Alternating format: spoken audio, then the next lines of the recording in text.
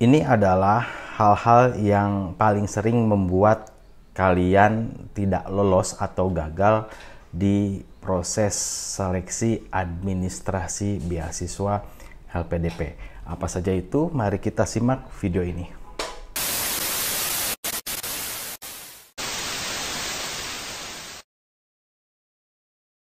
Assalamualaikum warahmatullahi wabarakatuh. Kembali lagi bersama saya. Di video kali ini saya akan kembali berbagi terkait dengan beasiswa LPDP. Untuk itu bagi teman-teman yang belum subscribe channel ini, silahkan di subscribe terlebih dahulu agar kalian bisa mendapatkan video terupdate yang tentunya ini akan bermanfaat sekali bagi kalian. Nah, proses administrasi ini merupakan tahapan pertama yang akan dilalui oleh para pelamar beasiswa. Di proses ini, di proses seleksi administrasi ini merupakan proses yang sebetulnya sangat jelas hitam putihnya, sudah jelas ada di buku panduan yang perlu diikuti. Maka dari itu para pelamar beasiswa harus teliti, harus betul-betul cermat apa saja yang disyaratkan, apa saja yang harus kita persiapkan, dan apa saja yang harus kita isikan di dalam formulir pendaftaran beasiswa. Sehingga untuk hal-hal seperti ini, hal-hal yang bisa membuat kalian gagal di tahapan ini bisa kita minimalisir. Sehingga peluang untuk keterima di seleksi administrasi ini besar. Apa saja hal-hal yang bisa membuat teman-teman ini gagal, ini yang paling sering dilakukan oleh para pelamar. Yang pertama, dokumen terlewat atau tidak diunggah. Nah, teman-teman bisa saja lupa saking banyaknya list dokumen yang harus diunggah, teman-teman terlewat atau lupa. Maka perlu dipastikan lagi dokumen-dokumen apa yang harus diunggah, apakah kita sudah dipersiapkan atau belum.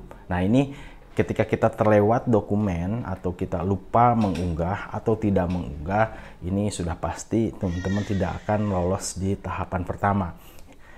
Itu yang pertama adalah dokumen terlewat atau tidak diunggah.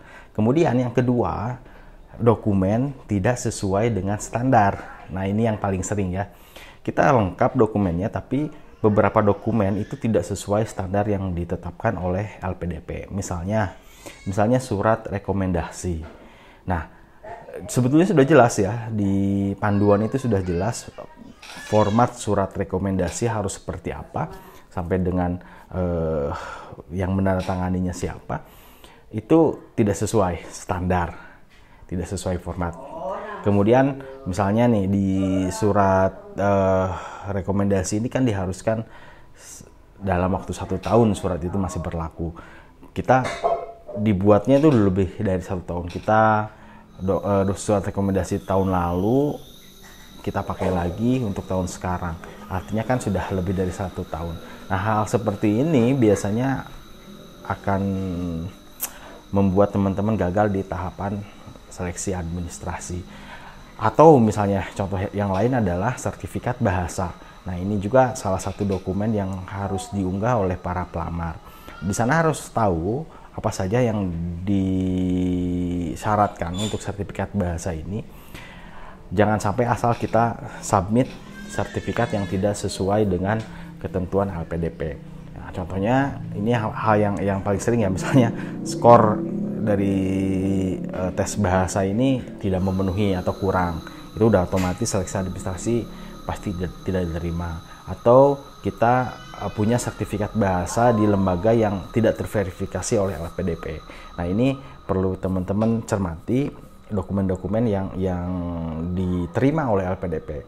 Kalau misalnya teman-teman sudah sesuai standar, formatnya sudah sesuai, kemudian sudah memenuhi apa yang diminta LPDP dari sisi dokumen, saya yakin untuk di tahapan seleksi administrasi ini peluang keterimanya atau peluang lolosnya besar.